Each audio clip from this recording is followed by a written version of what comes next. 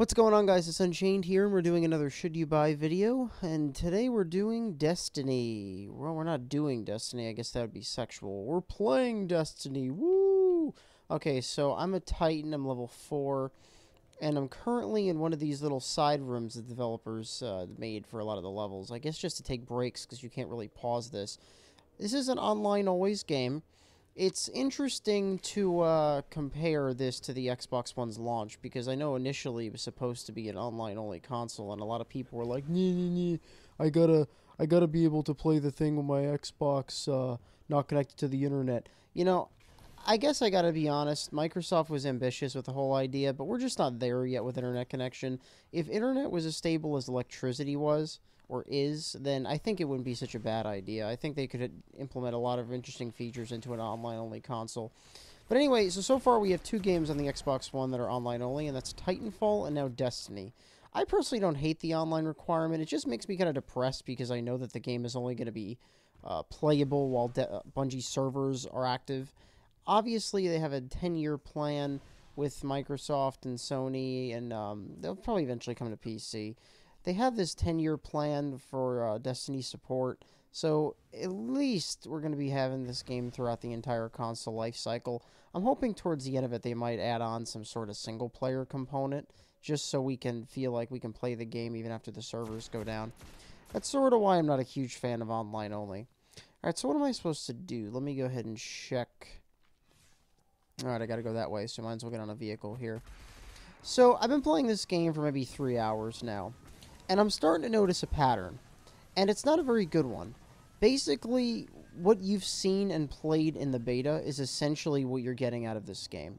Whether that's a good or a bad thing, it's totally up to you. But the way I described it after I played the beta was, it's essentially Borderlands with a Halo skin. Now, as you can see from this video here, the graphics are incredible. This game looks really nice. It's tough to find games that look this good. The production values are through the roof. This is a really good-looking game. And as far as gameplay, well, what else do you expect from Bungie? It's basically like Halo. It plays really well. It's very responsive. Everything moves and functions like you think it would. Some guns have a little bit more weight than others in their shot animations. And this vehicle, it sort of feels like the Ghost. So, yeah, this game does have a lot of resemblances from Halo, and that's a good thing because Halo's a really good game. But the pattern that I've kind of picked up on is the fact that it just seems like I'm going from point A to point B and pressing the X button. Now, I'm playing on the Xbox One, so the X button just happens to be the action button. Now, you have this little companion guy that follows you around. It's sort of like 343 Guilty Spark from Halo. Essentially, he just follows you around, talks randomly, kind of has a pretty bland voice. You know, it's supposed to be your wisdom, sort of like your second voice that rumbles in your head every so often when you're on a mission. It's a lot like Halo with Guilty Spark. I don't mind having him around. He doesn't really say too much when you're not in story sections. I think the way I would describe this game so far, and I know I'm going to get kicked in the balls when I say this, is soulless. It feels like a very soulless game. Now, this is an online-only game, like I mentioned earlier, and it's instance-based. Now, see how I just put the Ghost in there?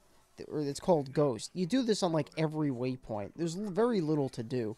It's essentially like, here, go to this location, hit the X button, maybe wait for a while, shoot some enemies while they attack you, and that's it.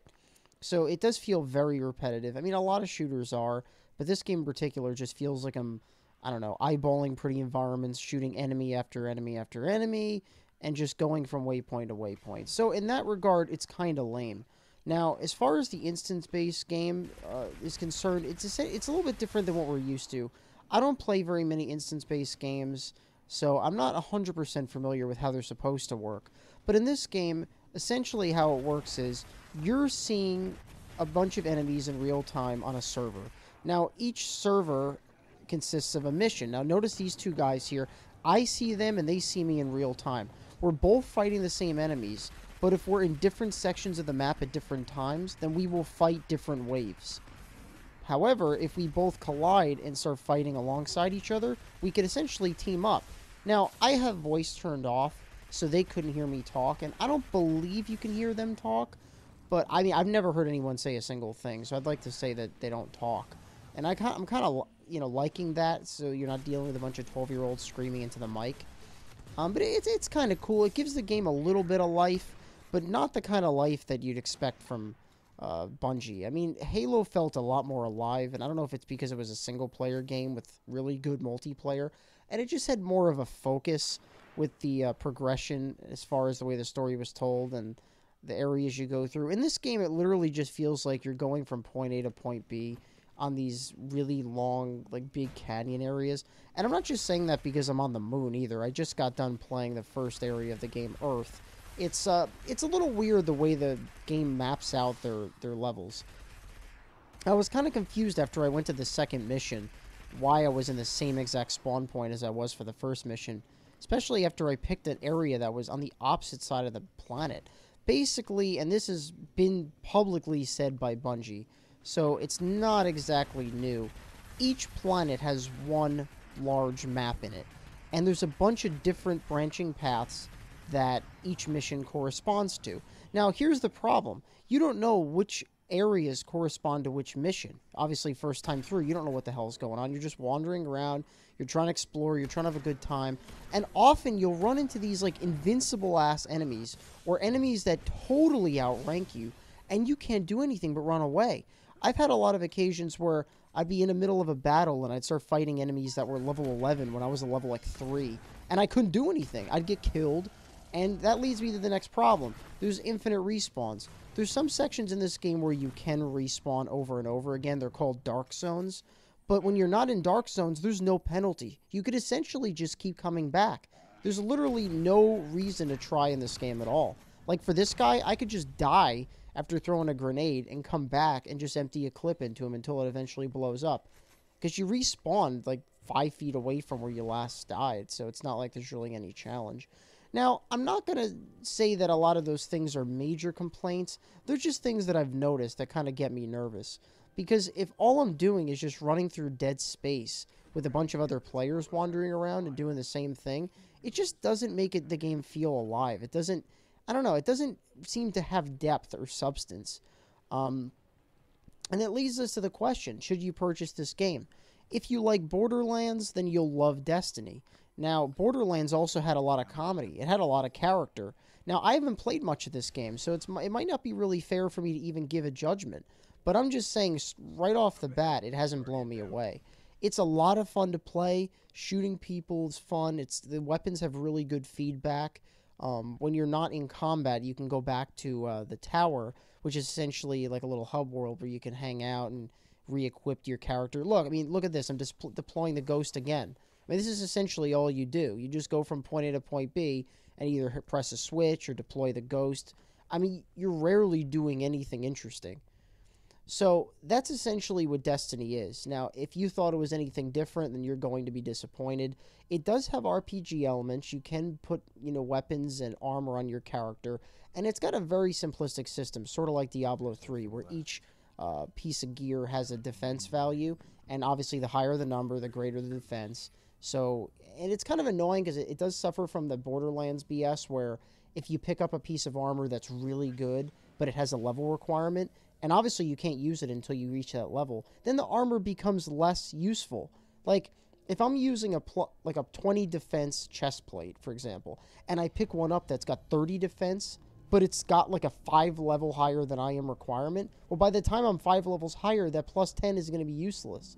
So it's kind of hard to, I guess, complain about it, because I guess it's a balancing thing. But, who knows? I'm sure they had their reasons for doing it. As far as plot's concerned, it's kind of cookie cutter.